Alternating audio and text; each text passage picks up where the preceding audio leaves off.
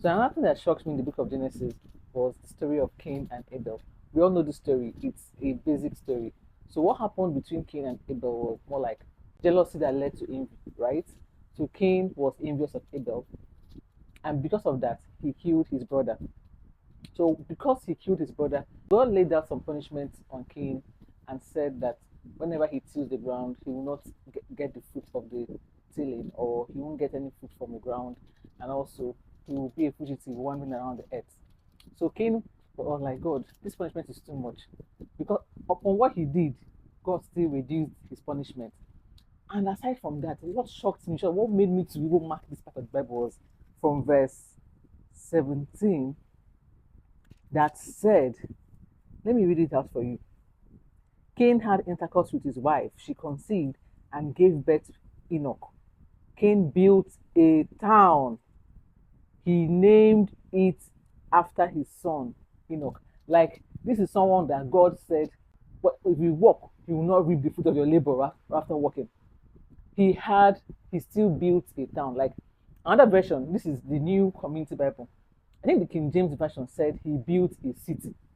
Like, this is a man under a curse, built a city. How merciful can God be? When I read it, I was like, eh? When I read the Bible, I was like, so this man built a city. This one is the one that is cursed by God, built a city. No wonder David said it is better for him to fall into the hands of God than to fall into the hands of his enemies. Because our God is a merciful God. Like, who can imagine that after everything that Cain did, killing his brother, the blood of Abel speaking, still he could make out something from his life. So apart from that, Cain gave birth to other children. But one thing happened in his generation. His children, one of his children, still killed. So we need to note that whatever we do as a parent has a tendency of replicating in our children. Our children are watching. The spirit, if you don't take care of the spirits in our generation, it might end up happening to our children. So this example, I can see it in Cain. My previous video where I mentioned Abraham, I also mentioned something like the son did not have issues giving birth. It's not that the son didn't have issues giving birth per se, sha, but what I meant was like it did not take time as long as Isaac took. So what I was trying to say is the devil wanted to replicate what happened in the life of Abraham, in the life of Isaac, but it did not happen.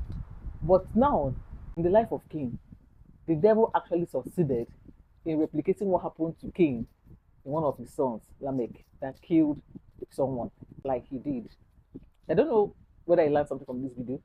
The first thing I got from this part of the Bible is that God is a merciful God. He's too merciful that even the one that is cursed, that he cursed, could make something out of his life.